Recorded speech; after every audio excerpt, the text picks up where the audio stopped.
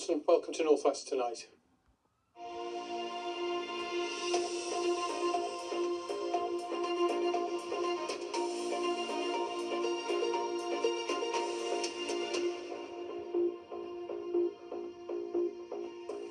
Surgeons from Ukraine are training at the Christie Hospital in Manchester to deepen their knowledge of treating cancers. The collaboration is part of the 100-year treaty agreed by the UK to help Ukraine, who is still at war, of course, with Russia. In return, the Christie benefits from the Ukrainians' experience of treating patients under extreme pressure, as Phil Cunliffe reports. Wearing his scrubs, Dr. Zuba Ahmed looked at home in one of the Christie's operating theatres. The Health Minister was here to see for himself how the partnership between oncologists from the two countries was working out. So listen, it's always nice to go back to my natural habitat as a surgeon, but also Minister for the Department of Health and Social Care. And I was in that theatre here in this wonderful Christie Hospital, seeing some really cutting-edge, world-class surgery, which will end the day curing 3 patients that I've seen. But more than that, I met Ukrainian specialists from the Cancer Institute in Kyiv who have come over from Ukraine to learn cancer surgery and cutting-edge techniques they're going to take back to their citizens and help Ukrainians, because even in a time of war, cancer doesn't stop. Observing and learning is Natalia, seen here in the middle. The 26-year-old wants to help her people back in Kyiv, where healthcare has been badly affected by war. We're hoping to learn more about organizational of patients' pathways, as their pathways are just messed up, because there are occupied zones, there are Russian missile and drone attacks, and for them it is difficult, and for us it is difficult to help our patients too. The conflict with Russia and the damage to hospitals mean that Ukrainian doctors are treating cancers under intense pressure. It's hoped that the knowledge gained from visiting one of the world's best cancer centres will better equip Ukrainian surgeons to save lives. The Prime Minister is clear, the British government is clear. We stand shoulder to shoulder with Ukraine. Their security is our security. Phil Cunliffe, BBC North West Tonight, at the Christie in Manchester. A judge has ordered almost £20 million compensation to be paid to 16 children who were caught up in the Manchester Arena bombing. Some suffered life-changing injuries, others severe psychological damage in the 2017 terror attack which killed 22 people. The damages will be paid by the venue manager, security provider and police. A surgeon has been suspended for 9 months for being drunk at work at Warrington Hospital. Dr. Vivek Vatikuti had drunk up to 2/3 of a bottle of vodka the night before his shift in September 2023. An 85-year-old man who was clinging to a tree in the River Weaver was rescued by firefighters. They found him using a thermal imaging drone at Winsford in Cheshire yesterday. A Patterdale Mountain Rescue team in the Lake District is trialling a pair of robot trousers. They have an exoskeleton which helps the volunteers to respond to emergencies on the fells quicker and using less energy. Ed Hansen reports.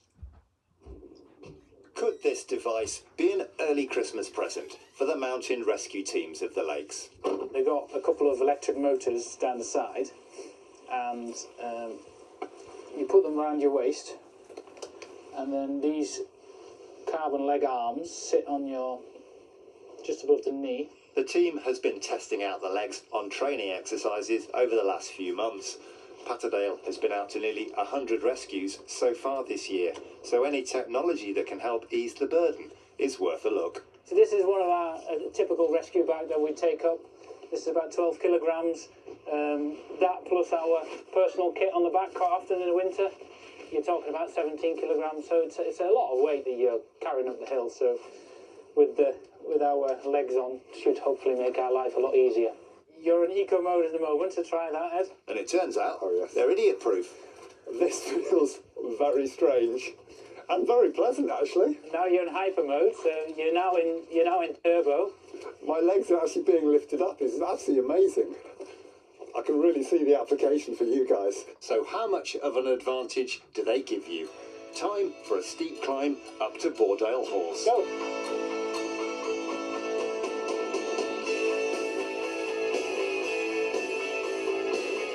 How are you feeling? Yeah, good. Yeah. Here we go. Gaining ground. It's cheating.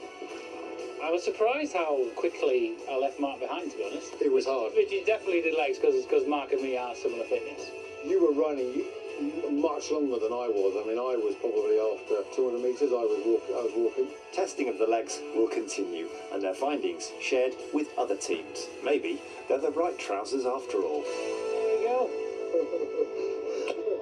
Ed Hansen, BBC Northwest Tonight, Patterdale in Cumbria.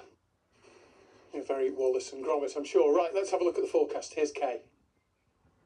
Hello again. Good evening. There's been an awful lot of rain around today, hasn't there? Now, the good news is that tomorrow will be a much better day in terms of sunshine, but it will be very windy, brisk winds, and that will mean that some of us will catch the odd shower or two. At first, as we head overnight tonight, though, it will be mostly dry, plenty of clear skies, but then cloud will start to increase as the winds freshen, and that will blow through some showers, and some of those could be quite sharp, particularly for Cumbria.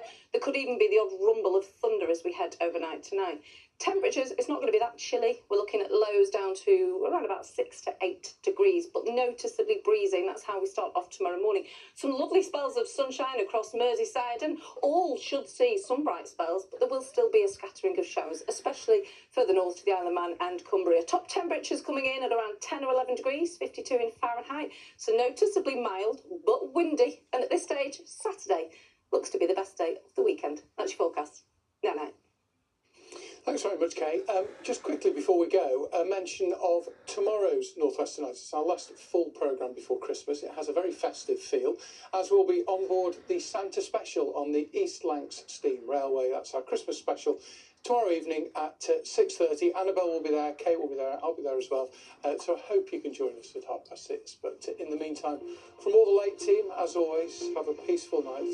Thank you very much indeed for watching, and hopefully we'll speak to you tomorrow. Good night.